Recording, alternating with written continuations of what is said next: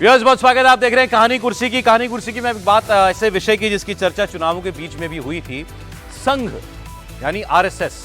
अब मोहन भागवत साहब ने अभी एक व्याख्यान करते हुए कुछ बातें कही, उसको लेकर के अपने अपने तरीके से लोग उसको एनालाइज कर रहे हैं कि उन्होंने किसको नसीहत दी है, ये विपक्ष के लिए कहा है या सत्ता पक्ष के लिए कहा है। कहा क्या मोहन भागवत जी ने? उन्होंने कहा जब चुनाव आता है तो बहुत सारी बातें कही जाती हैं, लेकिन हमको ख्याल करना चाहिए कि असत्य बात ना बोलें, झूठ का इस्तेमाल चुनाव के प्रचार में नहीं करना चाहिए। ये भी उन्होंने कहा कि कई बार हम लोग अपनी बात कहते हुए, क्योंकि एक कंपटीशन है ना, चुनाव तो एक किस्म का, एक को आप हर किसी को दूसरे से आगे बढ़ना है, तो उसमें दूसरे की कमियां गिनाते गिनाते कई बार मर्यादा भी टूट जाती है। तो उन्होंने कहा यह होता है, हर चुनाव में होता है, लेकिन हमें कोशिश करनी चाहिए कि हम जो काम करें वो समन्वय के साथ करें, सबको साथ लेकर चलें। अब कांग्रेस वाले कह रहे हैं देखो मोदी जी को आईना दिखा रहे हैं मोहन संघ प्रमुख, बीजेपी वाले कह रहे हैं कि ये बता रहे हैं कि झूठ बोलकर इस चुनाव में कुछ सीटें ज़्यादा जीत ली विपक्ष ने, खासतौर पर वो आरक्षण वाला झूठ बोल करके। अच्छा, ये बात उन्होंने अपने उसमें ये भी कही कि बात बात में संघ को भी खींच लाते हैं, भाई हमारा कोई मतलब पॉलिटिक्स से नहीं है। मोहन भागवत ने कहा कि चुनावों में हमको भी खींच करके ले आते हैं, आरएसएस का रोल क्या है? तो उन्होंने कहा कि आरएसएस का चुनावों से कोई रोल नहीं होता, हम चुनावों को देख करके काम करते हैं, हम तो निरंतर अपना काम करते ही रहते हैं।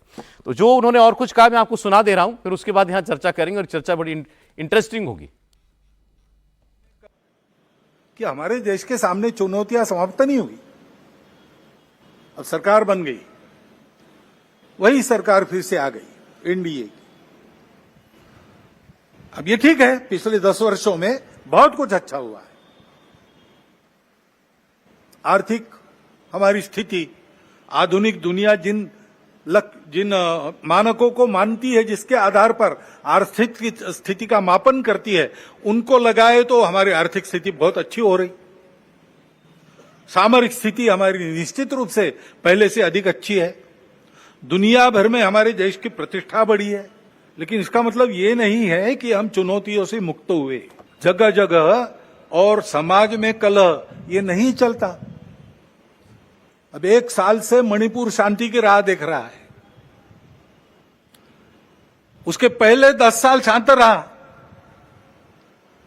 पुराना गन कल्चर समाप्त हो गया ऐसा लगा, और अचानक जो कलह वहां पर उपज गया या उपजाया गया, उसकी आग में अभी तक जल रहा है, त्राही त्राही कर रहा है। कौन उस पर ध्यान देगा?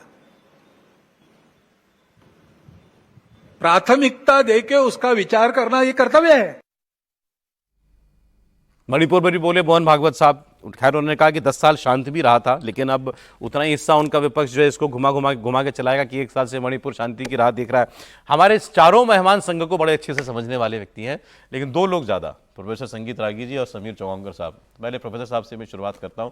उन्होंने कहा कि चुनाव के अंदर झूठ का इस्तेमाल तो कम से कम ना किया जाए। बाकी मैं समझता हूं कि चुनाव में आपको दूसरे को नीचा दिखाने के लिए, खुद को श्रेष्ठ बताने के लिए बहुत कुछ करना पड़ेगा, लेकिन झूठ तो मत बोलो। और इस चुनाव में तो खूब झूठ बोले गए। देखिए, पूरा ये चुनाव जो है, यदि विपक्ष की हम बात करें तो विपक्ष ने शुरुआत ही झूठ से की, और उनके पीछे एक बड़ा उदाहरण था, सफलता का उदाहरण बिहार का चुनाव था, जिसमें परम पूजनीय सरसंघ चालक जी ने कहा था कि आरक्षण की समीक्षा होनी चाहिए, और साथ में जोड़ा था कि बहुत सारे ऐसे समाज के वर्ग हैं, वंचित वर्ग हैं, जिन्हों आरक्षण की व्यवस्था से लाभ नहीं हुआ है, उन पर भी हमको ध्यान में रखना चाहिए। ये तो बहुत ही आदर्श वाक्य था कि कुछ लोग जो है आरक्षण का लाभ उठा ले रहे हैं और बाकी वंचित लोग वंचित ही रह रहे हैं। लेकिन इसको तोड़ मड़ोड़ करके बिहार में पेश किया गया। भारतीय जनता पार्टी बिहार में एक जीती हुई बाजी हार गई। उसी का प्रयोग विपक्ष ने, आपने देखा होगा कि भारतीय जनता पार्टी ने अपने पहले ये में, चाहे वो मैनिफेस्टो हो चाहे वो भाषण हो, कभी झूठ का सहारा नहीं लिया। वो एक इंक्लूसिव डेवलपमेंट की बात करते रहते हैं। मुसलमानों में आरक्षण बांट देंगे, तुम्हारा ये झूठ नहीं था। मैं आपको मैं बताता हूँ, थोड़ा सा आप बहुत गंभीर विषय आपने छेड़ा है। ये कांग्रेस पार्टी और बाकियों ने इसकी शुरुआत की कि आरक्षण ये 400 पार क्यों कर रहे हैं। ये 400 पार इसलिए चाहते हैं क्योंकि ये आरक्षण खत्म कर देना चाहते हैं, ये संविधान बदल देना चाहते हैं। और जब ये बातें दलित वंचित लोगों में गया तो उनको लगा कि अरे हमारा तो जो आरक्षण बाबा साहब अम्बेडकर ने दिया था वही खत्म करने वाली है। ये सबसे बड़ा झूठ था, ये सबसे बड़ा फरेब था। ये हिंदू समाज को विभाजित करने के लिए था। ये तो झूठ था, शुद्ध झूठ था। अब भारतीय जनता पार्टी के हाथ में क्या विकल्प रह जाता था? आप जरा सोचिए, हिंदू समाज को कैसे यूनाइट किया जा सकता था, तब भारतीय जनता पार्टी ने कांग्रेस के मैनिफेस्टो को खंगाला और कांग्रेस के मैनिफेस्टो और कांग्रेस के कुकर्मों को ले आया कि किस प्रकार से आप धर्म के आधार पर आरक्षण देते हैं, किस प्रकार से आपने धर्म के आधार पर आरक्षण आपने भेदभाव बंगाल में किया है और बाकी जगहों पर किया है, और तब जाकर के हिंदू मुसलमान का मुद्दा भारतीय जनता पार्टी ने लाई, इसमें इससे भी इनकार नहीं किया जा सकता है। लेकिन वह एक प्रतिक्रिया थी जो झूठ और फरेब का चलिए ठीक है। चला। अच्छा, वो ये भी कह रहे हैं कि जहां तक हो सहमति बना करके चलिए, नसीहत किसके लिए है? देखिए संघ के बारे में 2-3 बातें हमको बिल्कुल ये कर देनी चाहिए। संघ के बारे में कहा जाता है संघ कुछ नहीं करता और स्वयंसेवक कुछ नहीं छोड़ता, यानी कि संघ राजनीति में सीधे नहीं है, लेकिन स्वयंसेवक तो राजनीति में है। एक दूसरी बात, स्वयंसेवक राजनीति में है। हाँ बिल्कुल है, मैं राजनीति में हूं, मैं राजनीति में हस्तक्षेप करता हूं, ये है तो राजनीति के बारे में बोलते हैं। संघ नहीं ये करता है। संघ यदि आप देखेंगे कि मतदाता जागरूकता अभियान भी चलाया तो कहा देश के लिए वोट करो, राष्ट्र के लिए वोट कीजिए, यही संघ ने कहा, सभी जगह जाकर के कहा राष्ट्र के लिए आप बाहर निकल के आइए, राष्ट्र के लिए आप वोट कीजिए। मतदाता जागरूकता अभियान इस बार भी संघ ने चलाया था। दूसरी बात, महत्वपूर्ण बात है, परम पूजनीय सरसंघ चालक जी यदि ये बात करते हैं तो वो राष्ट्र के हित में जो कुछ भी अच्छा होता है वो बोलते हैं। ये कोई पहली बार नहीं कह रहे हैं कि सहमति से चाहिए। संघ का एक आदर्श लाइन है कि भाई ये मतभेद हो सकता है, मनभेद नहीं होना चाहिए। राजनीति में कोई हम लड़ते हैं, ठीक है, अच्छी बात है, प्रतिस्पर्धा करते हैं, हम दुश्मनी नहीं लेते हैं, हम दुश्मनी है। और ये भारत की राजनीतिक संस्कृति में ये रहा नहीं। आप जरा देखिए कि कितनी, एक चुनाव होता है, चुनाव के परिणाम निकलते हैं। आपने जिसने कटार निकाला था, भारतीय जनता पार्टी ने भी अपने तलवार निकाले, विपक्ष ने भी अपना तलवार निकाला, सब चीज तैयार निकाले, लेकिन आप शपथ ग्रहण समारोह का बहिष्कार करके दुनिया में क्या संदेश देना चाहते हैं? आप समझ रहे हैं कि विपक्ष कितना इनटॉलरेंट है भैया, यानी कि हम आपके चुनी हुई सरकार के साथ काम करने के लिए नहीं तैयार हैं। ममता बनर्जी उस दौरान लाइट बत्ती सब ऑफ करके बैठी थी अंधेरे में। परम पूजनीय, बताया गया जब जितना वक्त शपथ चला, ममता जी ने देखा ही नहीं कुछ। 10 सेकंड लाइन जोड़ूं, 10 सेकंड, कि परम पूजनीय सरसंघ चालक जी ने एक आदर्श और एक श्रेष्ठ स्वयंसेवक के नाते जो उद्बोधन दिया वो सभी स्वयंसेवकों के लिए है, बिल्कुल सही है। लेकिन इसको ये ना कोई लगा ले कि ये भारतीय जनता पार्टी के खिलाफ है या फलना के है। मुझे इस संबोधन में ऐसी कोई बात नहीं लगी है। हाँ समीर जी, देखिए, संघ प्रमुख के जिस भाषण की चर्चा हो रही है, बौद्धिक की चर्चा हो रही है, वो नागपुर के अंदर कार्यकर्ता शिक्षा वर्ग का जो सम्मेलन स्वयंसेवकों का हुआ था उसके समय दिया था। देखिए, मोहन जी जब बोलते तो उन्हें बहुत बड़ा देश ध्यान से सुनता है। संघ प्रमुख मोहन भागवत साल में एक ही बार बोलते हैं, जब संघ की स्थापना दिवस दशक दिन मनाया जाता है, उस दिन संघ प्रमुख का बौद्धिक होता है और पूरा देश को वो संदेश देने की कोशिश करते हैं संघ के स्वयंसेवकों के माध्यम से। संघ के अंदर कोई प्रवक्ता है नहीं, प्रवक्ता का पद खत्म कर दिया गया है।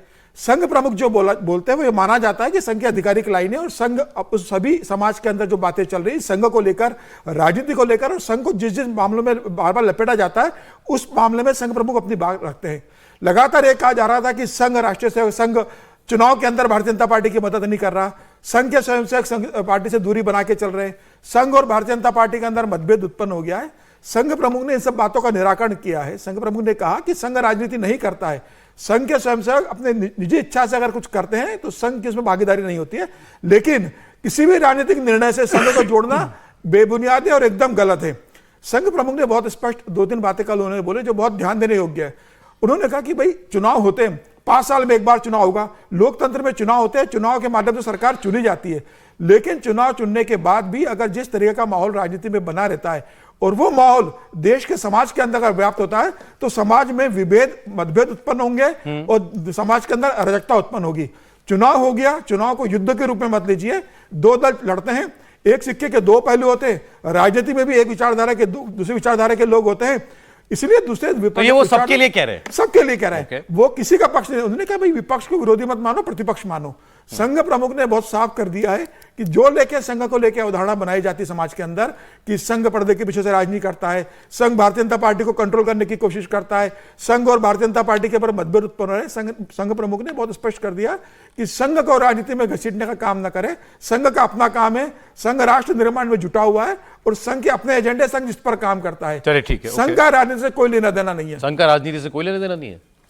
देखिए, अगर संघ का राजनीति से लेना देना नहीं होता तो उनके लोग जो है वो बीजेपी में जो है संगठन महामंत्री के तौर पर नहीं आते, है ना। वहाँ के लोग जो है वो राजनीति में नहीं आ रहे होते। तो देखिए, समाज को बनाने में संघ का रोल है, लेकिन जब वो चीज़ें देखते हैं, जैसे उन्होंने ये कहा कि ये चुनाव जो है वो प्रतिस्पर्धा नहीं लगा, जंग लगा। उनका ये कहने का मतलब था कि जिस स्तर पे ये चुनाव लड़ा गया, जिस तरह की बयानबाजी हुई, उसको लेके संघ का ये कहना है। अगर वो ये कहते हैं, मैं नहीं जानता कि उन्होंने किसके लिए कहा, लेकिन उन्होंने ये कहा कि जो व्यक्ति जो है, अगर कोई सेवक है तो उसकी व्याख्या की है कि सेवक क्या होता है। वो सेवक वो होता है जो कि काम तो करता रहता है, लेकिन ये नहीं कहता कि मैंने ये किया या मैंने वो किया। ये और दूसरा, एरोगेंस नहीं होता उसमें। तो ये उन्होंने ये एक्सप्लेन किया है कि किस तरह से चीजें होनी चाहिए।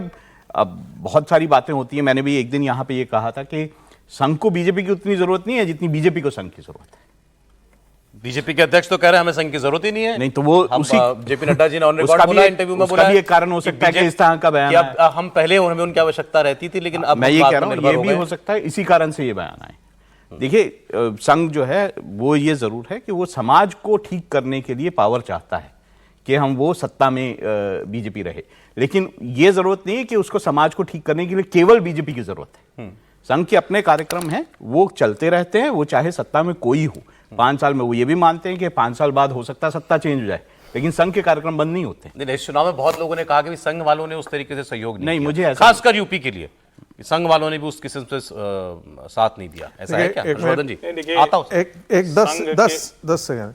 मुझे लगता है कि ये जो है ना, इसको कहा जाता है र्यूमर मिल, ये वहां से निकली हुई चीजें होती हैं। ये सब, इसका कोई आधार नहीं होता है। नड्डा जी का स्टेटमेंट नहीं, देखिए, नड्डा जी ने एक स्टेटमेंट दिया। मुझे नहीं लगता है कायदे से नड्डा जी को तुरंत और त्वरित भारतीय जनता पार्टी को जो उसका मिस इंटरप्रिटेशन हुआ था उसको खंडित कर देना चाहिए था।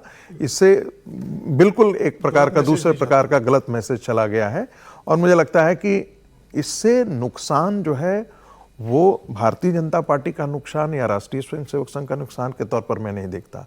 मैं ये मान करके चलता हूं कि इससे वैचारिक अधिष्ठान का नुकसान होता है। अच्छा, ठीक है। हर्षवर्धन जी, देखिए, मुझे मतलब ऐसी सभी बातों पर एक ही बात समझ में आती है कि जब हम कहते हैं कि संघ चुनाव में नहीं लड़ा, संघ ने कम थोड़ा मदद की, तो मुझे कोई चुनाव ध्यान में दिलाइए अगर आप मुझसे किसी के ध्यान में आए जब राष्ट्रीय स्वयंसेवक संघ के पदाधिकारी किसी मंच पर चढ़कर कह रहे हो कि अच्छा चलो इनको जिता दो।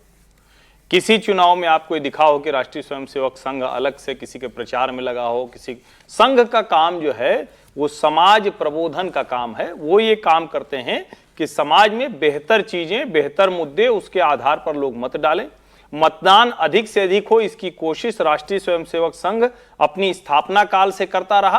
क्योंकि वही काम किया इस बार। मैं वही कह रहा हूं, मतदान के लिए प्रेरित करना हुआ है। भारतीय जनता पार्टी वो संघ से जो प्रचारक हैं वो वहां शामिल होते हैं, उस तरफ जाते हैं। देश की सबसे बड़ी कुर्सी पर 2 प्रधानमंत्री बैठे तो भारतीय जनता पार्टी के दोनों प्रधानमंत्री प्रचारक हैं, चाहे अटल बिहारी वाजपेयी रहे हो या अभी के नरेंद्र मोदी रहे हो। तो बड़ा स्वाभाविक है संघ के लोग उस तरफ से, संघ की तरफ लोग उस दृष्टि से देखते हैं। अब भारतीय जनता पार्टी सचमुच इतनी बड़ी हो गई है, जो नड्डा जी ने कहा, शायद यही वजह है कि उनके इवेंट में, उनके कॉल सेंटर में, उनके कार्यकर्ताओं के कार्यक्रम में वो जो पर्ची लेकर स्वयंसेवक निकलता था वो दिखना भी बंद हो गया। तो मूल ये भी वजह होगी, शायद इस वजह से भी कहा जा रहा है। और जब इतना शोर होता है तो संघ के लोग चुपचाप काम करते हैं, तो हो सकता है इस वजह से भी वो नहीं दिखाओ। लेकिन जो कल उन्होंने कहा है उसको ध्यान से सुनना चाहिए। उन्होंने जो 2-3 बातें कही, बिल्कुल अहंकार क्या भाजपा के नेताओं में नहीं आया, उनको भी जरा ध्यान देना चाहिए। कांग्रेस के लोग तो अहंकारी होते ही हैं, सत्ता वो कहते हैं। ये बात अहंकार ना पाले उन्होंने बीजेपी वालों के लिए भी बीजेपी के लिए भी कही है, वो सभी के लिए कही, लेकिन बीजेपी के लोगों में अहंकार दिखता है। तो दूसरा, जब हम कहते हैं कि भाई चुनाव हो गया, हमें नरेंद्र मोदी का वो बार बार बयान याद आता है। वो कहते हैं कि हम 4.5 साल काम करते हैं, 6 महीना राजनीति करते हैं। भाई हो गया चुनाव।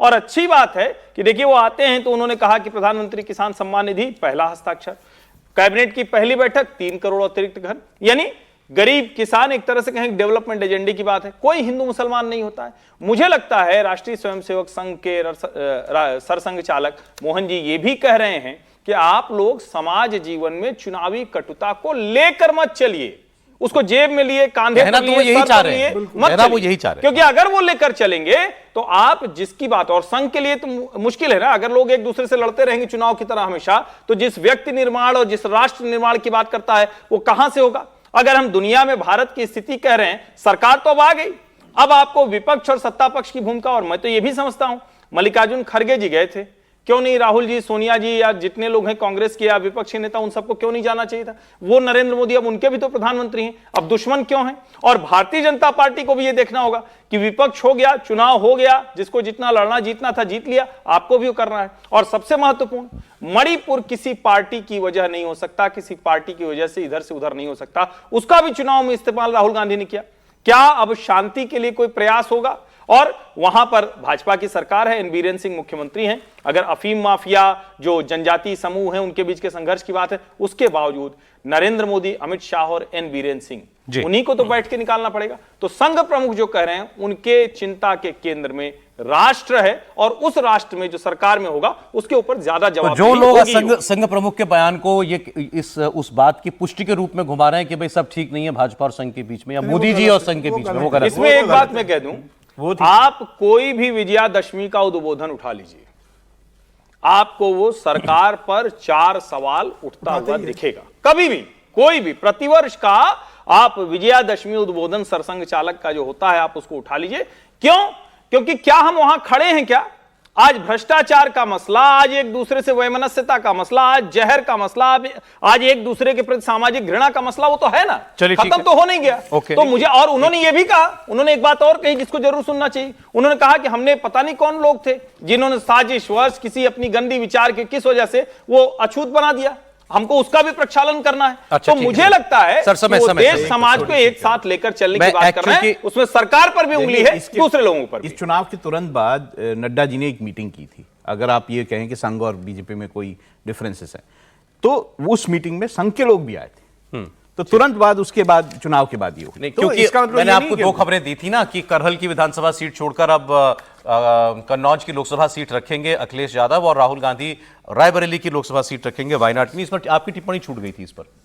हाँ, मैं बस इतना जिक्र करना चाहता था कि देखिए, आने वाले दिनों में अखिलेश यादव जरूर चाहेंगे कि वो केंद्र के एक राष्ट्रीय नेता के तौर पर उभर करके आए, लेकिन उनके लिए दिक्कत क्या होगी कि यदि विधानसभा छोड़ करके आते हैं तो विधानसभा में आपको मुख्यमंत्री आमने सामने होते हैं, विपक्ष का नेता और मुख्यमंत्री आमने सामने, कई ऐसी होते हैं, बड़े तीखे तेवर अपनाने पड़ते हैं विधानसभा में।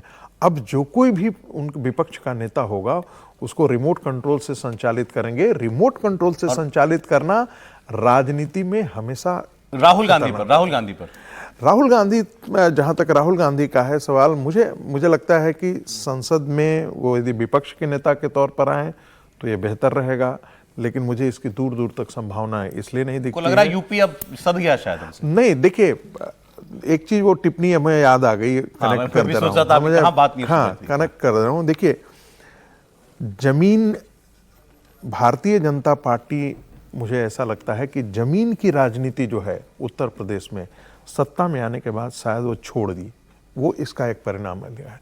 देखिए, जमीन पर जो आदमी काम किया है उसका परिणाम तो निकलता है। अब एक चीज आप देख लीजिए कि हम लोग कह रहे थे, उत्तर प्रदेश चुनाव से पहले हम लोग कह रहे थे कि देखिए अखिलेश यादव 10 दिन बाद, आज चुनाव घोषणा के 10 दिन बाद आज मीटिंग करने आए हैं, पहली मीटिंग हो रही, हम ही लोग कहानी कुर्सी में बात कर रहे हैं, यानी कि विपक्ष चुनाव नहीं लड़ा रहा है, और परिणाम एकदम विपरीत आया। तो कहीं ना कहीं है कि जमीन की सच्चाई से ऑर्गेनाइजेशन अनभिज्ञ रहा है, और जमीन की राजनीति से भारतीय जनता पार्टी जो है वो कटी रही है। मैं जानता हूँ बहुत गंभीर मसला है, लेकिन कहानी कुर्सी की खत्म हो रही है, और प्रियंका जी को कुर्सी मिले कि नहीं ये नहीं तय हो पाया है। ये गंभीर नहीं मिल रही अभी तक, ये गंभीर नहीं मिल रही। ये प्रियंका जी को खबर निकाले, प्रियंका जी का निवास स्थान कहाँ है? मैं ये बोलना चाहूंगा, हिमाचल में है ना? नहीं, अमेठी में स्मृति ईरानी 100 बार गई फिर भी हार गई, तो जमीन से कैसे कटे हुए तो समझ नहीं आया। नहीं, देखिए, वो उसके कारण अलग हैं। अब वो कुछ चीजें तो ऐसी, अमेठी का विश्लेषण हम कल अलग से कर लेंगे, कुछ चीजें अभी आज समय नहीं है। कुछ चीजें ऐसी होती है ना, कहीं नहीं जाती है, लेकिन समझने वाला समझता है। स्मृति ईरानी जी भी समझ रहे हैं।